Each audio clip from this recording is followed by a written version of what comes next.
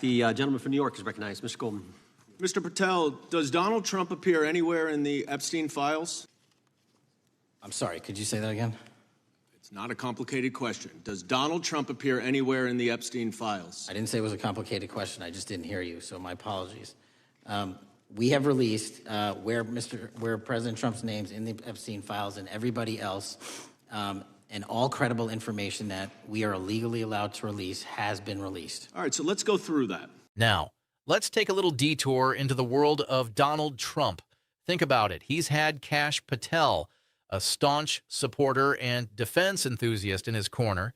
This is the guy who kept saying Trump was innocent and backed his declassification stories on live TV, claiming everything Mar-a-Lago was above board. Patel was his shield, the person who could validate that the whole classified documents investigation was just a wild goose chase. Then things took a turn when the Department of Justice decided it was time to get serious. There you were saying it's under the direct control of the FBI director and all of it should be released. Why have you changed your position? Everything that has been lawfully permitted to be released has been released. And as I told you, Really? the investigation was limited. And let me make something crystal clear. I never said Jeffrey Epstein didn't traffic other people, other women, and they're not other victims. This is the investigation we were given from 2006, 7, and 8, and the search warrants from 2006, 7, and 8. That's what we're working. They issued a subpoena for Patel to appear in front of the grand jury looking into those Mar-a-Lago documents. When Patel arrived, he went the Fifth Amendment route, opting to keep quiet to avoid any possible self-incrimination. So he didn't say a peep about the documents' journey to Mar-a-Lago or the declassification claims. As long as he kept silent, Trump was safe since Patel couldn't turn on him. But in a twist of fate, the DOJ sought an immunity order from Judge Barrel Howell. This meant that what Patel said wouldn't be used against him in any prosecution, so he'd have to testify without the safety net of the Fifth Amendment.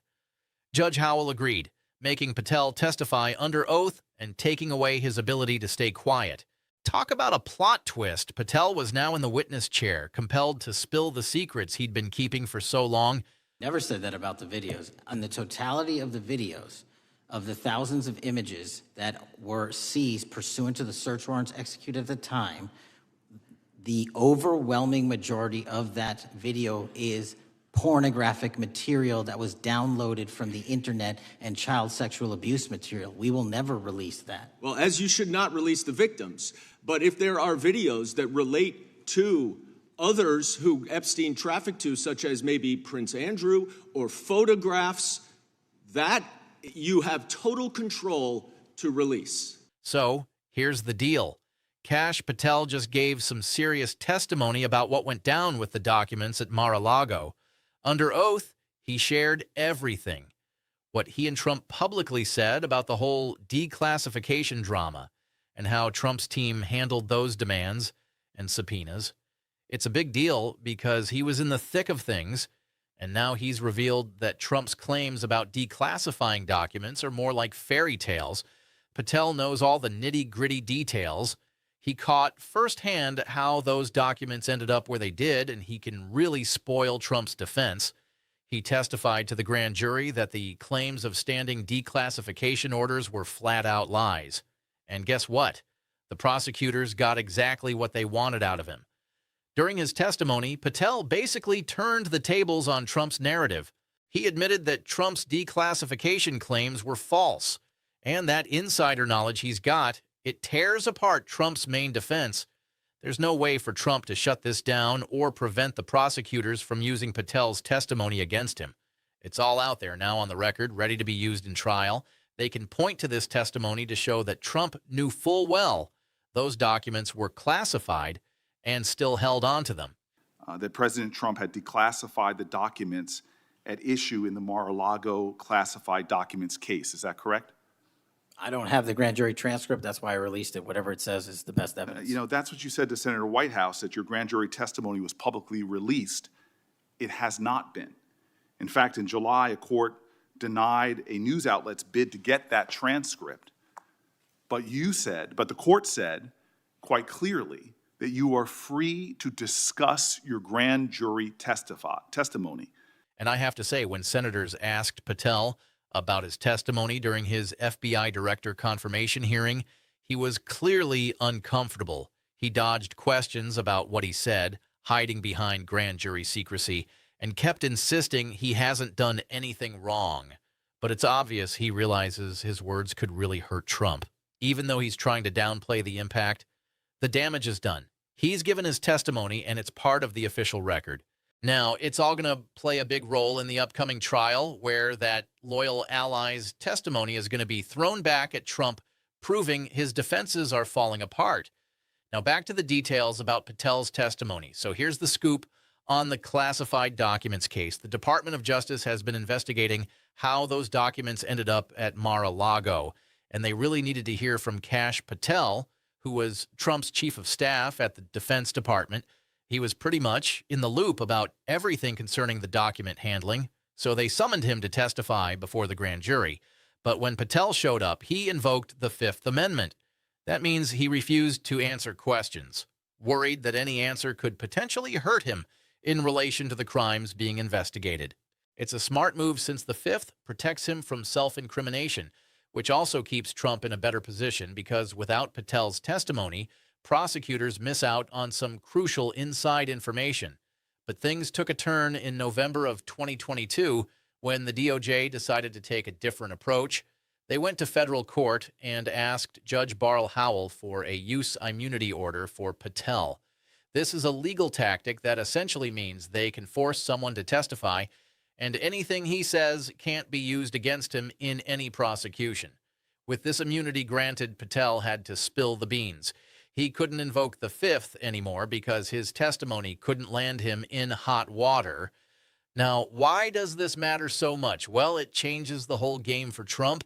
Patel's testimony could shed light on how the documents were handled, what claims Trump made about declassification, and the response to subpoenas.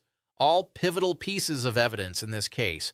With Patel now compelled to testify, it could potentially dismantle Trump's defenses. It's honestly hard to believe how the situation has unfolded, and now we're in a spot where everything could change based on what Patel has to share. The whole situation with Kash Patel is pretty strategic and a bit wild. The goal here was more than just getting him to testify. It was about using his own words against Trump. By getting one of Trump's allies to go against him under oath, they could really shake Trump's defenses. Now, let me explain how immunity works because it's a clever tool that prosecutors have. It comes from a federal law that allows them to make witnesses testify even if they want to keep quiet under the Fifth Amendment. Basically, they give the witness immunity from any prosecution related to what they say. So if you're given this immunity, anything you say can't be used to get you in trouble later on. This means you can't plead the Fifth anymore and have to spill the beans. However, the catch is that while it protects the witness, the testimony can still be used against other people like the targets of the investigation. That's exactly what the Department of Justice did with Patel. They weren't looking to prosecute him for the classified document stuff they were after Trump. So they gave Patel immunity, making him testify about Trump's actions. Before he was under oath, Patel was Trump's biggest cheerleader, going on TV to insist that Trump had a standing order to declassify any documents he took from the Oval Office. He claimed that everything at Mar-a-Lago was declassified and that Trump did nothing wrong. This public defense was building a narrative that could have helped Trump if the case went to trial, especially if the argument was that everything had been declassified. Having an insider like Patel publicly backing that story was a big deal. However, the DOJ had their doubts and thought Patel might be lying.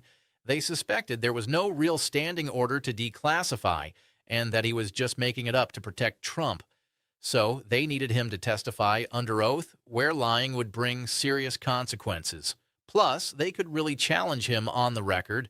They brought him in front of a grand jury and started asking all sorts of detailed questions. It wasn't just a simple, did Trump declassify these documents?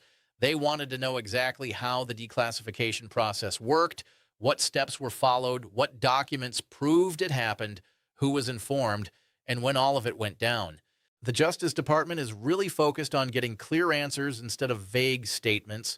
They're digging deep to find specific facts, And if there aren't any procedures or documents to prove that declassification actually took place, that's a big issue.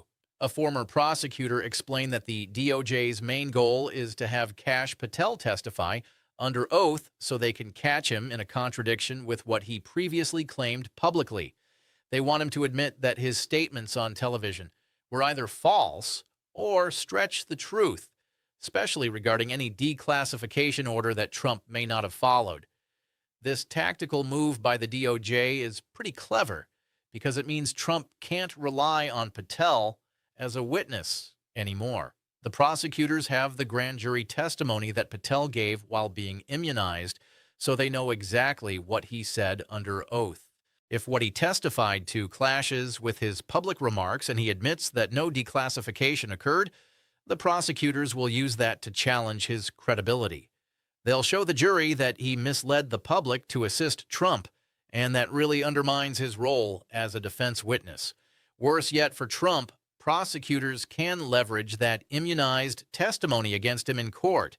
They could call Patel as a witness for the prosecution and insist he sticks to what he said under oath. If he tries to support Trump by changing his story, they can hit him with his own grand jury transcript highlighting that he lied and potentially committed perjury. That would wreck his credibility and expose the claims about Trump's declassification efforts as false. We know Patel covered some important topics that the DOJ sought immunity for. His testimony included details on how documents were moved to Mar-a-Lago, the process of taking classified materials from the White House, who packed them, who transported them, and where everything was stored. This information helps establish Trump's control over those documents. Plus, he talked about the claims made by Trump and himself regarding declassification, whether those claims were true, and if proper procedures were followed. He even mentioned how Trump's team responded to requests and subpoenas related to document returns, which is crucial for understanding what happened with the National Archives and the DOJ's inquiries. So the whole situation revolves around whether Trump tried to hide classified documents from investigators, and everything we're hearing is under oath. Kash Patel could face perjury charges if he lied.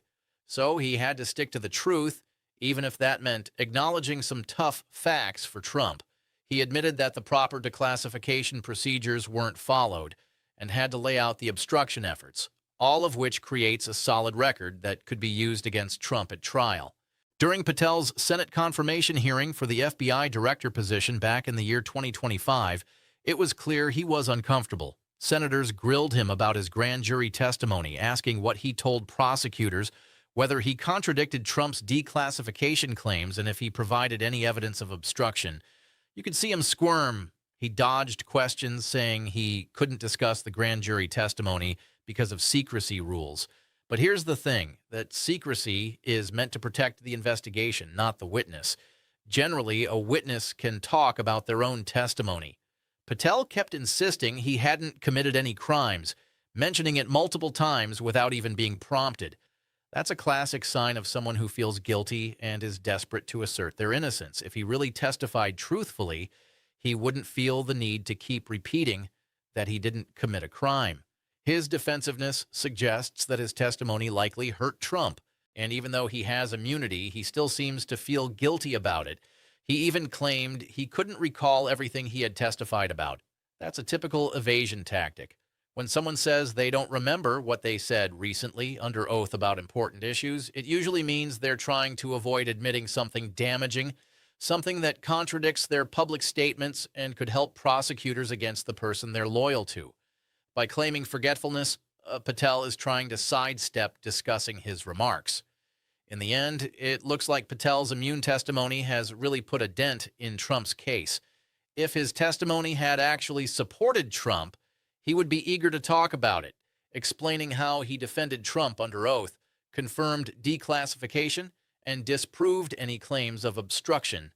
But instead, he's avoiding the issue, hiding behind claims of secrecy and poor memory, while insisting he didn't commit any crimes. This all points to the fact that his testimony ended up being damaging for Trump. So here's the scoop. Kash Patel is in quite the predicament, and he knows it. This whole situation is really a part of a strategy the Department of Justice has been using lately. They're flipping insiders from Trump's circle by offering them immunity.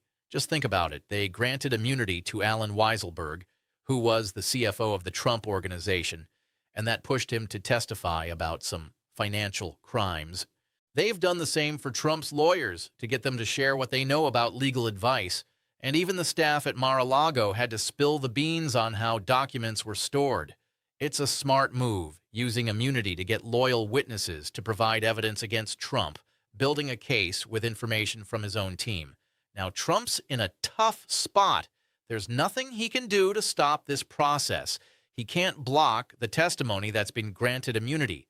The whole thing about attorney-client privilege doesn't hold up when it comes to crimes and fraud. Immunity trumps that, and he can't hide behind executive privilege either, since it doesn't cover criminal activity. Plus, any intimidation attempts he might consider won't work because the immunity protects those witnesses from being prosecuted. So Trump can only sit back and watch as prosecutors methodically flip his inner circle thanks to these immunity deals. Let's dig a bit deeper into what's going on with Patel's testimony, because this is really a significant blow to Trump's defense over the classified documents issue, and there's not much Trump can do about it. Initially, Patel was using the Fifth Amendment to avoid talking to the grand jury about those Mar-a-Lago documents. The DOJ had subpoenaed him as they were looking into classified documents, and being Trump's former chief of staff at the Defense Department, he knew exactly what was going on with the handling of those documents. But by claiming the Fifth Amendment, he was keeping quiet to protect himself and Trump. Then in November of 2022, things changed when the DOJ got an immunity order from Judge Barl Howell, which meant Patel had to testify despite his Fifth Amendment claim. The DOJ filed a motion for use immunity, which is a legal way to force someone to talk. With use immunity, anything Patel says can't be used against him in a prosecution, meaning he can't invoke the Fifth anymore because his testimony is protected from incrimination. Judge Howell granted this immunity order, and just like that, Patel had to testify and answer questions under oath or else face the penalties for perjury. The goal of the prosecutors was to get Patel to retract the claims he publicly made defending Trump's declassification narrative before he was granted immunity. Kash Patel has been pretty vocal on television, consistently stating that Trump had a standing order to declassify documents. He claimed that all the materials at Mar-a-Lago were legal, but the Department of Justice suspected otherwise. They wanted him to testify under oath because lying could land him in serious trouble with perjury charges. The goal was to get clear, factual answers instead of vague claims that could easily fall apart and diminish his credibility as a witness for Trump. During his testimony, Patel spoke under immunity about how documents were moved to Mar-a-Lago and the declassification claims that were part of his immunity request. He detailed the process of transferring classified materials from the White House, including who packed and transported them, where they were stored, and if any declassification procedures were followed. He also discussed the documentation of that declassification and the public statements made by both Trump and himself regarding those claims, all while knowing he couldn't stay silent thanks to his immunity. Moreover, he provided insights into how Trump's team responded to subpoenas and demands for the return of documents, highlighting potential obstruction. He spoke about the National Archives' requests for documents and whether everything was returned completely, alongside whether any documents were hidden or moved to escape scrutiny by investigators. This all pointed directly to obstruction charges, raising questions about whether Trump tried to conceal classified documents and whether he complied with lawful demands or deliberately ignored them. His testimony was crucial in establishing elements of obstruction. One key thing to note is that his immunized testimony can be used against Trump in trial, even though it can't be used against Patel. That's just how use immunity works. It protects the witness from prosecution based on what they say, but doesn't shield others mentioned. This means prosecutors can use everything Patel shared against Trump. They can call him as a witness, have him repeat his testimony, and if he changes his story, they can poke holes in it using the grand jury transcript. This makes Patel more of an asset for the prosecution than a defender for Trump. Finally, Patel's dodginess during his confirmation hearing with the FBI director really paints a picture of how damaging his testimony could be for Trump. When senators asked him about his grand jury testimony, he played it coy, refusing to dive into details and claiming grand jury secrecy prevented him from discussing it. Despite the fact that witnesses typically can talk about their own testimony, his insistence that he hadn't committed a crime wasn't even solicited, giving off a vibe that he might be wrestling with a guilty conscience. So it seems that Kash Patel couldn't quite remember everything during his testimony, which really looks like he was trying to dodge the hard questions. It's pretty clear that he knows his testimony didn't do Trump any favors, and he looked pretty uneasy about it. Former prosecutors have explained that the Department of Justice's strategy was all about undermining Trump's main defense by having Patel contradict it while under oath. Legal experts like Renato Mariotti pointed out that the DOJ's real aim was to make Patel confess that the claims about declassification were just not true, that there wasn't any sort of standing order in place, and that procedures were completely ignored. They wanted him to admit that the public statements made to support Trump were fabricated, which would dismantle Trump's whole argument that everything was declassified and there were no crimes. Now, Trump can no longer use Patel as a defense witness because the prosecutors have immunized his testimony and it contradicts public claims. If Trump tries to bring Patel in to testify about everything being declassified, the prosecutors can turn around and cross-examine him using the grand jury transcript. They can show the jury that Patel said the opposite under oath, which would really damage his credibility and prove that he lied publicly to back Trump up. This effectively takes away a crucial witness Trump was relying on. This whole situation fits into the DOJ's pattern of using immunity to flip Trump insiders and get them to testify against him. They granted immunity to Alan Weisselberg in exchange for testimony about financial crimes, and they've done similar things with Trump's lawyers and staff regarding legal advice and document storage. It's all about strategically using immunity to gather testimonies from Trump's loyalists to build a solid case against him using evidence from his own team, evidence that he can't control or stop. So here we are. Kash Patel was seen as a key defender for Trump on the whole classified documents issue, even appearing on TV to proclaim that Trump had declassified everything. He insisted that a standing order existed and that the documents at Mar-a-Lago were perfectly legal, basically providing a defense that supported Trump's narrative. But the DOJ had their suspicions that he was not being truthful. They wanted him to testify under oath, so they subpoenaed him to the grand jury. Patel showed up, but decided to invoke the Fifth Amendment to protect himself and Trump. However, the DOJ wasn't having it. They went to Judge Barl Howell, secured a use immunity order that took away Patel's Fifth Amendment protection, and made him answer questions under oath, subject to penalties for perjury. So there he was, having to talk and testify about everything, and prosecutors dove deep with specific questions about how the documents ended up at Mar-a-Lago. There were a lot of questions about declassification procedures, documentation, who was notified, and how subpoenas were responded to. It's crucial to have clear, factual answers, not just vague claims. If it turns out there were no proper procedures followed or documentation in place that really puts Trump's assertions into question and makes them look false, potentially showing criminal behavior. Former prosecutors explained that the Department of Justice had a strategy in place.